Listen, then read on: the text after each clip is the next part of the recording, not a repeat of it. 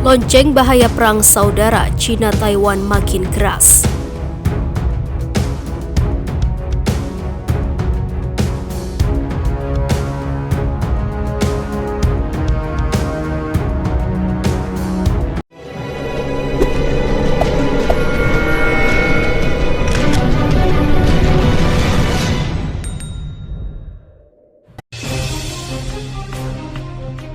Ketegangan antara China dan Taiwan semakin memanas setelah mengetahui kabar bahwa Tentara Pembebasan Rakyat Cina atau PLA menggelar latihan tempur di kawasan Laut Cina Timur.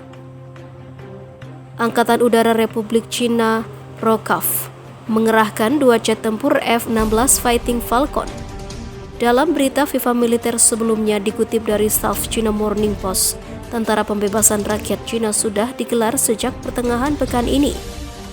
Dengan berani, armada militer Cina menembakkan sejumlah rudal ke sasaran sebuah pulau di Kepulauan Zhoushan, Provinsi Zhejiang, Republik Rakyat Cina. Aksi unjuk kekuatan militer Cina itu sangat membuat Taiwan atau Republik Cina khawatir, sebab tempat latihan militer Cina hanya berjarak 340 mil atau 550 km dari wilayah utara perairan Taiwan. Respon tanggap langsung diberikan Taiwan. Angkatan Udara Taiwan segera mengerahkan 2 unit jet tempur F-16 Fighting Falcon dari pangkalan Angkatan Udara Hualien. Khusus untuk misi kali ini, F-16 Angkatan Udara Taiwan itu dilengkapi dengan rudal kapal. Dalam sebuah akun Twitter, seorang jurnalis penerbangan Roy Cho diunggah 2 buah foto yang menunjukkan unit jet tempur Tactical Wing Fighter atau TWF F-16 dengan rudal anti kapal. TWF F-16 kelima di Hualien biasanya ditugaskan untuk misi anti pengiriman dengan harpun, sementara TWF keempat di pangkalan Angkatan Udara Chiai biasanya terlihat menggunakan rual AGM-65 Maverick untuk peran anti permukaan, bunyi pernyataan Cho. Pernyataan dan bukti yang dibeberkan Cho membuktikan bahwa 2 unit jet tempur F-16 Angkatan Udara Taiwan memang mendapatkan instruksi khusus. Dalam laporan Liberty Times Taiwan, pemerintah Taiwan meyakini bahwa latihan tempur yang digelar Tentara Pembebasan Rakyat Cina kali ini berfokus pada simulasi pengembalian Kepulauan Dongsa. Sementara itu, menurut laporan SCMP, latihan militer Cina hanya difokuskan untuk perintah tembak langsung saja. Sementara itu, China ingatkan Amerika Serikat tak lakukan tindakan berbahaya di Taiwan.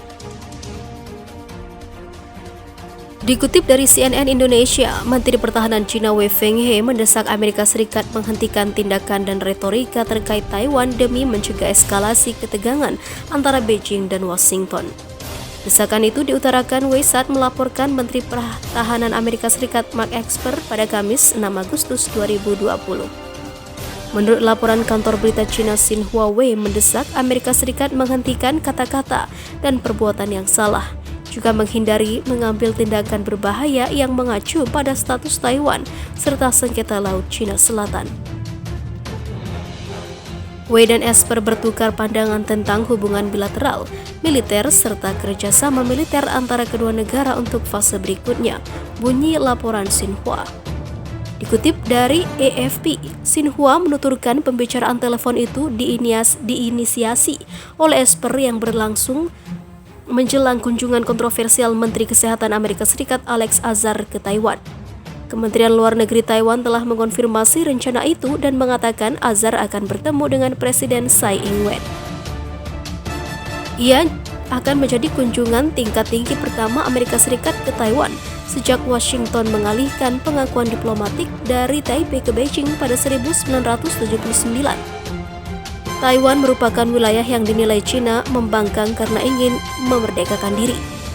Pemerintah China menilai rencana Amerika Serikat itu bisa merusak perdamaian dan stabilitas di Selat Taiwan dan membahayakan hubungan kedua negara yang saat ini berada di titik terendah sepanjang sejarah. Selain perang dagang dan masalah ekonomi, Amerika Serikat dan China berselisih soal penanganan pandemi COVID-19. status Taiwan, Hong Kong, hingga Laut Cina Selatan. Sementara itu, jika pecah perang Amerika Serikat dan China, siapa yang paling kuat? Ini analisisnya. Dalam hal kekuatan militer secara keseluruhan, siapa yang lebih kuat, China atau Amerika Serikat? Dari data yang ada, sudah pasti yang lebih kuat adalah Amerika Serikat. Namun jika menyangkut perairan pesisir China, kekuatan maritim China plus kekuatan tempur darat versus kekuatan maritim Amerika Serikat, sulit untuk mengatakan pihak mana yang lebih kuat. Bila perang belum pecah, maka belum ada kepastian siapa yang lebih unggul. Pemimpin redaksi media China Global Times Hu Xijin dalam tulisannya mengatakan, jika menyangkut kepentingan inti China, Taiwan misalnya, melewati batas atau garis merah China karena didorong oleh Amerika Serikat dan mengarah pada pertarungan militer, maka pada saat itu akan ada adu kekuatan. Siapa yang berada di atas angin dalam situasi itu? Itu adalah kombinasi dari kekuatan militer ditambah moralitas ditambah keinginan untuk bertempur, tulisnya.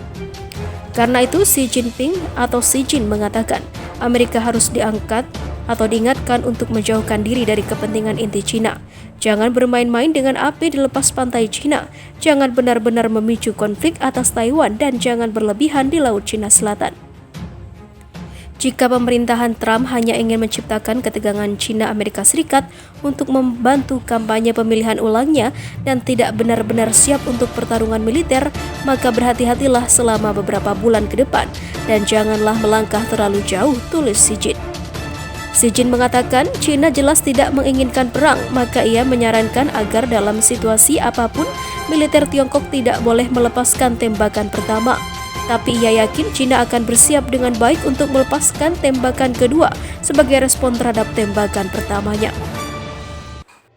Pada kepentingan inti, Hu Xijin menegaskan China tidak akan mundur.